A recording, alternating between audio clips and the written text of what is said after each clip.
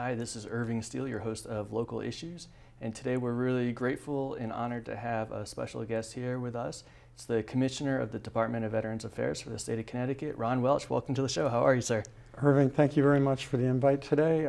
Great to see you. It's been a little while since the last time I was on, but always a pleasure. Yeah, it's awesome to see. I mean, you've dedicated your life, obviously, to our country. You've done so much in a variety of different capacities, and now as a commissioner, as a very demanding, tough job, I'm sure. It is. You can't take your eye off the ball because it is. We do have a 24/7 operation between the skilled care facility and the residential program. So really need to pay attention to what's going on every day. We also are in support of the other 153,000 veterans and family members in Connecticut besides the main campus. Mm-hmm. And these 153,000 veterans, they're all across the state, right? So you're going from Greenwich maybe one day all the way up to the quiet corner the next day. It's a lot of miles, a lot of time. Absolutely. So I'm curious, one of the big things we talk about and we hear about are kind of the services that you provide for the veterans. And with the changing demographics a little bit, I'm curious, obviously we have the Korean era veterans, the Vietnam era veterans, and then also kind of the more recent ones. How have you seen some of the services that you need to provide to them kind of change and adapt over time? That's a great question. The younger generation, Global War on Terrorism service member population is a little bit different.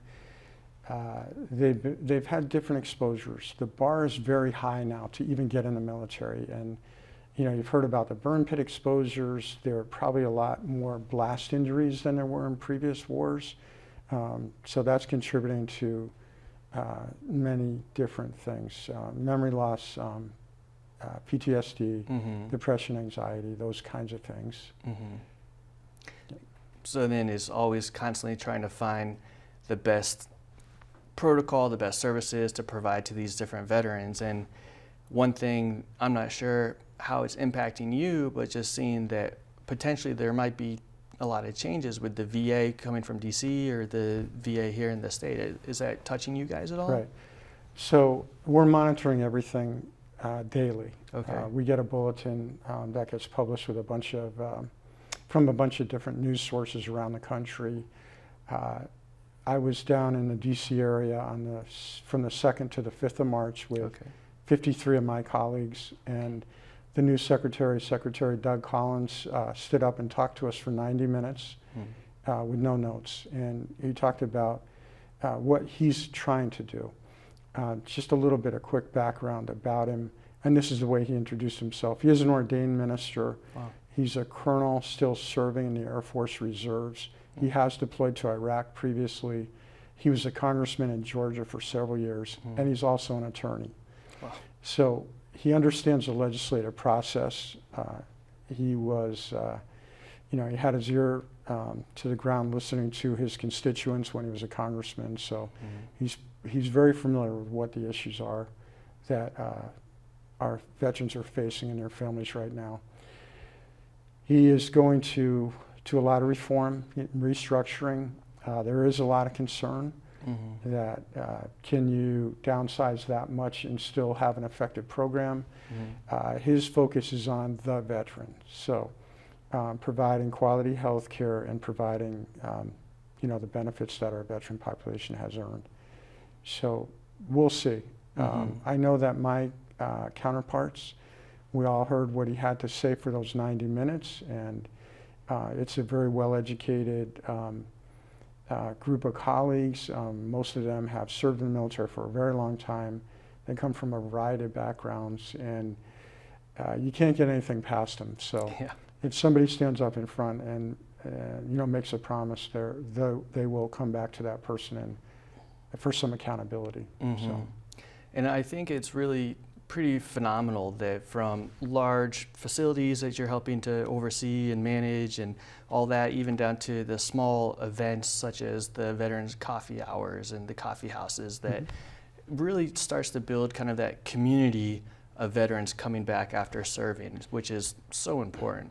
As research continues, and I know you've done a lot of research about behavioral health issues with veterans, and that whole peer support continues to be the most powerful form of socialization and therapy out there.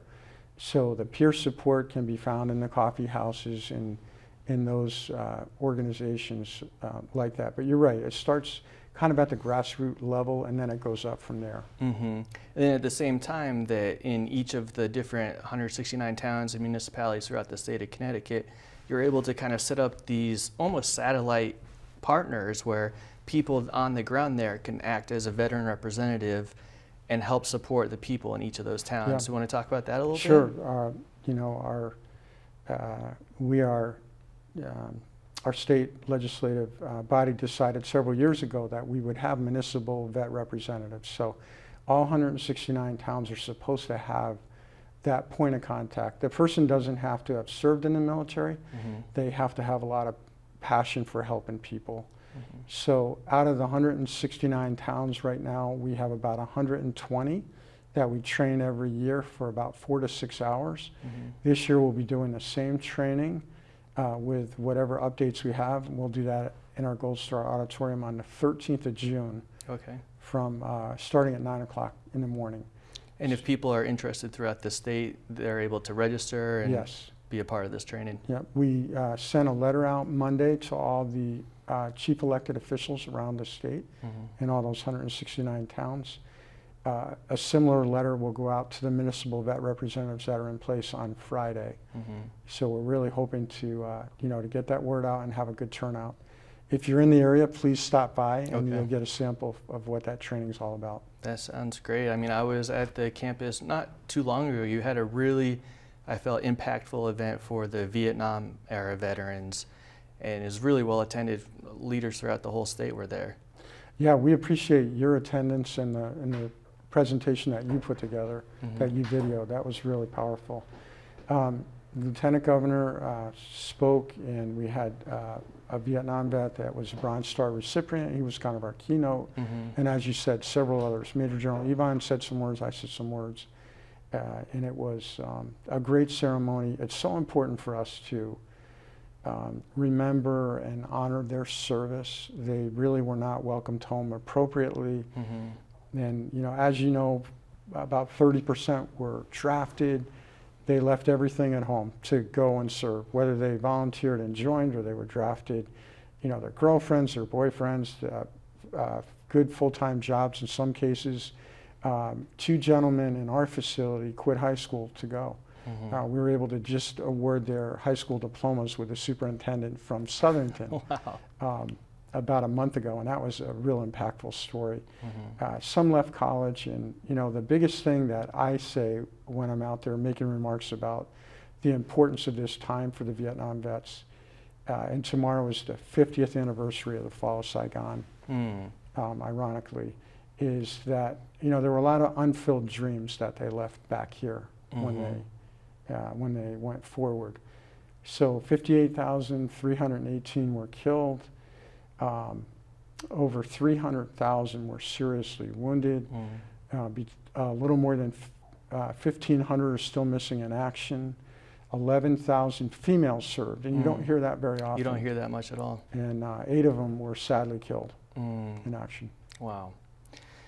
Yeah, it was a really moving event, and I appreciate the invitation and the opportunity to go visit that. And maybe shifting gears a little bit is that over the last, I don't know, however many years, there's been a lot of things in the news for veterans with homelessness. And I understand that over the last maybe 5 or 10 years, there's actually been a lot of improvement and a lot of success of making sure that after someone serves in the military, that they're not coming back to our country and sleeping out on the streets. Are you involved with any of that work in the state of Connecticut? So in the previous job that I had before I was appointed, I was at Veterans Rally Point up in Norwich, and I know you and your mom did a couple stories on us, and we really appreciated that. We had in, I want to say around 2020 and 2021 timeframe, right in the middle of COVID, we had a homeless veteran reintegration program grant from Department of Labor. And that grant was all about going out, finding veterans that were homeless and trying to get them in stable housing and get them employed. And challenges are pretty much the same around the country. We experimented when we first got into it, talking to a couple of our team members. Lori Marriott is now the director up there, and another gentleman was with us, Josh Salazar and Ben O'Neill. In order to understand this population, we have to get out there. So you got to get underneath the bridges. You have to go behind the Walmarts and things like that and find the veterans.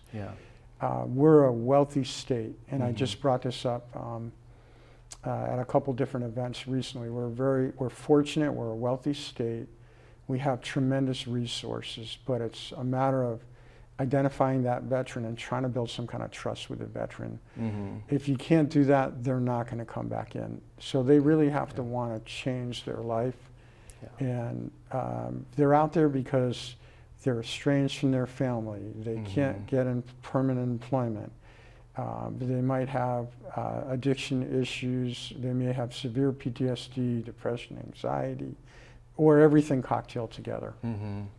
So if you can, somehow make that connection and gain a little bit of trust or confidence in them that you're not going to do the wrong thing by them, and you're really sincere about helping them, that's how you can be successful.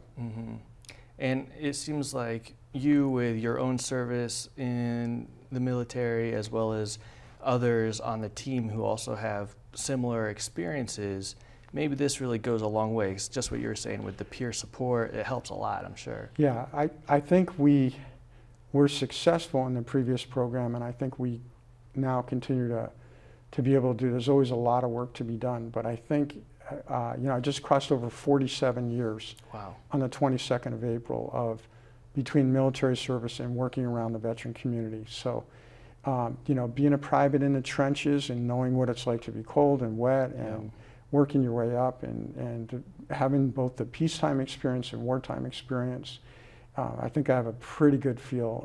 And our team, where I am now, just 3 of us in our headquarters building alone, we have over 100 years of military experience. That's phenomenal. So we have a pretty good idea on what's out there and what the issues are. I'm really curious, Commissioner, if you could share a little bit more about maybe your day-to-day. That I understand that you attend a lot of different events, and maybe you could share a little bit how you were just in Greenwich for an event, and then the next day you have to go across the state. Sure. Some different events coming up.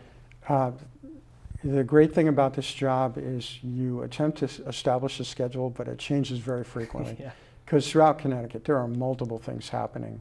And, the governor's very proactive on the social service side, so all the commissioners are involved in those programs, the health and human service side of it. So I'm part of that committee, which does a lot of great work. The legislative session also changes things. It started in January and it'll wrap up in June. So on any given day, we could be asked to go up and testify. And I've been up to the Capitol and the Legislative Office building about probably 5 times since the session opened to testify on our budget, to testify on a couple different Senate bills that have been proposed. So right now, we're keeping our schedules pretty flexible to be able to respond to that. Very frequently, I'm out with the Lieutenant Governor recognizing Vietnam and Korean era veterans. As you said, last night we were down in Greenwich. There were about 14 Korean veterans that were still alive, and the same number or more had passed away, and we recognized their families for their service. A week or so before that, out in Derby, and then a couple weeks before that in Suffield and up in Willimantic. So we are around the state touching those communities. We started a Veterans Coffee House on our campus about a month ago. That's starting to take off. Nice. Other things that are done, the management of the facility itself. We received $5 million in ARPA funding a couple years ago, and we are repurposing some housing on the campus. So We're going to be opening around June, July timeframe. We'll get you an invite to that event too. We'll have a ribbon cutting to reopen 6 houses Wow. that previously were leased by Veterans Rally Point, and about a year ago they decided that they had done that lease for about 5 years and it was time to turn it back to us. So with that ARPA funding, we went in and replaced the appliances and did some remediation to make the houses a little bit more livable, put some new roofs on them and gutters and things like that. On the top of the campus, we are establishing some apartment style living, so there'll be single apartments up there, plus 6 more spaces for families. Great. So in addition to that, there's a boiler project that'll take about 500 days on the campus. We're also going to put a solar farm on the campus, construction should be underway relatively soon on that. That'll be exciting. The big one is the cemetery, and I know Yeah. you're interested to hear what's going on with the cemetery. Yeah, I mean, expansion. the last I heard is that, I mean, sadly, we're kind of running out of the space up in, I believe, Middletown is where Right. it is, and you're trying to find more property, or what's going on with that? Yeah, so we will run out of space by July of 2027. When I say run out of space, there's 3 things that the federal VA requires us to do. We have to be able to do a traditional burial in what they call a 4x8 burial plot, 4x4 for cremated remains with a headstone, and then a columbarium for cremains. So we have to be able to perform those 3 functions. When we can't do that, we are at risk to lose our certification and in-kind reimbursement. So we worked really hard right after I got appointed to try to work something out locally, and we had a very solid lead on a big piece of property down the street within about a quarter mile. We can't negotiate real estate. It has to be done by Department of Administrative Services, so we worked extremely closely with them. Last November, we ended up going to what we thought was kind of a final public hearing, and that proposal got voted down. Okay. So we had to quickly shift gears. We were very disappointed because it was so promising. That would have been considered an expansion, and the federal VA was ready to award us $4 million to get that project underway, and we would have been able to knock it out pretty quickly. So we shifted gears and we put out a request for proposal for 50 to 100 acres minimum of buildable property, because we don't want to kick this down the road to the next commissioner and the next Department of Veterans Affairs staff. We want a long-term solution to make sure our veterans and family members are taken care of. So we put the proposal out. The good news is we received probably 20 proposals back. So we have been out actively.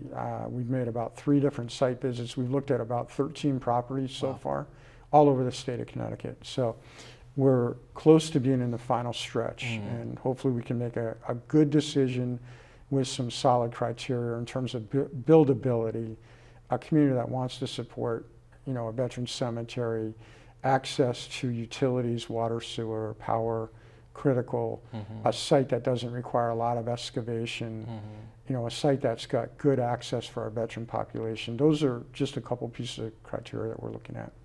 Yeah, I really appreciate your efforts on that. That I know there's definitely a timeline coming up, and it's really refreshing to hear that you don't want to leave it for the next person to take care of. You want to. We can't do that. Yeah. It's not the right thing to do. Yeah, I really appreciate that. And you mentioned just a little bit ago that there's kind of a collaboration between different commissioners with the state. Is that right, that you Yes. work with other commissioners as well? It's essential. Okay. We cannot do this work alone. Fellow commissioners, organizations, you know, nonprofits, civic organizations, the federal VA is the strongest partner we have. You know, our residents that are in the residential program will occasionally get care in West Haven and Newington, and our skilled care facility, same thing. Okay. And I know it's maybe not part of the typical job description or anything like that, but just it sounds like such a demanding job. Would you ever imagine that you'd have time to go be doing a master's program or following a graduate program right now? Would you ever have the time to do that right now? No. I would make time Yeah. if I were in that situation. But, in reflecting back on some different experiences I've had, life experience around work and education and, that the whole thing and trying to raise a family, I would say that it would be extremely difficult, not impossible, but it would be extremely difficult for a young person with a young family to try to be out there, be visible, and fully participate in all the outreach and other opportunities that are out there. It's very demanding, I'm sure. And you were mentioning a little bit that you were testifying in Hartford for a couple of these different things. Are there any positive or any exciting things that you'd like to share? The good thing is there is an appointed committee. It is the Military and Veterans Committee. It's bipartisan, and the folks that are appointed are from both sides, and they have a pretty good feel for what the veteran issues are. A couple of them are veterans, some aren't. The ones that aren't have a lot of expertise in other areas. So when a little before the legislative session, or right around the time it started, we went up to the LOB and we briefed them on our programs and services that we have. And we also asked them what Senate and House bills were potentially going to be proposed. So we keep an open line of communication going back and forth with them. There some good things have happened. One thing that the language changed a little bit is for those that are disabled, that are 100% service connected and permanently and total disabled, there's a bill there relieving them of their property tax for their dwelling. So that has been passed. There's another one out there right now, claim sharks. Both the governor and the attorney general have put bills in to ensure that our veterans don't get taken advantage of by those that wish to take advantage of them and help them with the VA process or attempt to, and then take a lot of money back in return. We just don't think that's fair. So we did a large press conference on our campus with several people. There's also one that I think is very important, the Office of Advocacy and Assistance.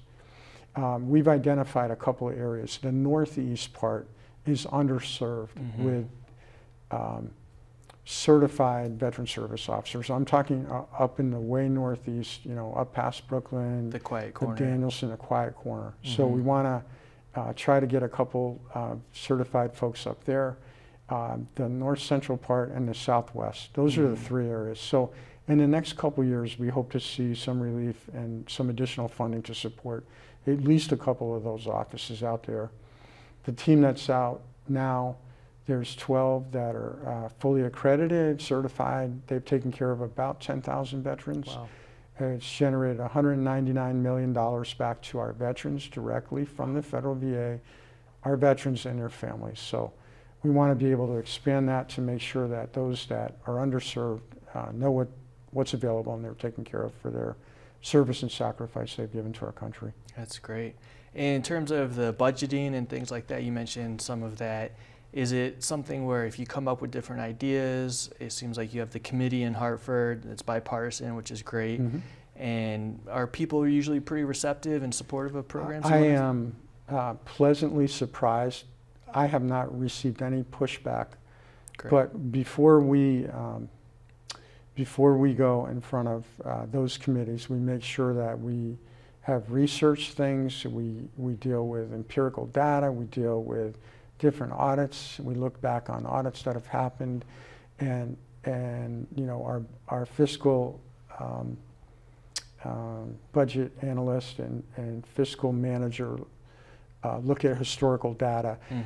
The big challenge is inflation and things that have happened are requiring us to increase our budget. So we have to really look out a couple of years. 26 and 27 are going to get finalized really quickly, and that's what I've testified on those 2 years. But coming up real soon, we'll have our budget submissions for the next 2 years after that. Great. So, and we just have a few minutes left, so I'm curious, maybe one thing. Obviously, your department is very visible. You're doing a lot of things out in the community, but maybe there's something that we don't necessarily know about your department that we should know? There's still a lot of confusion about what the state of Connecticut Department of Veterans Affairs does and what the federal VA does. Okay. So trying to clarify that is really important. And there are some that don't even know that we're out there. Okay. So it's very important to make sure we continue to get the word out, And stay visible. who we are and what we do. Yeah, great. And it seems like there's also a lot of organizations that are very supportive, like Ocean State Job Lot and others of veterans work. And important point for sure. Ocean State Job Lot has done tremendous amount of donations. The Codes for Vets program was huge that they did in the previous job I had, and what they were doing at Stand Down each year. The other civic and nonprofits that are out there, Columbus House, Home of the Braves, House of Heroes, Veterans Rally Point, the Elks are very supportive. United Way has helped with some of the food pantries that are out there. So we can't do this alone. This is very difficult work. A lot of teamwork, a lot of collaboration, and we know your time's limited, but we're grateful for you taking the time out of your busy schedule to join us here, and we'll definitely do our best to promote and get the word out of your great work. So thanks for your time. Thank you again. Appreciate it. Thank you.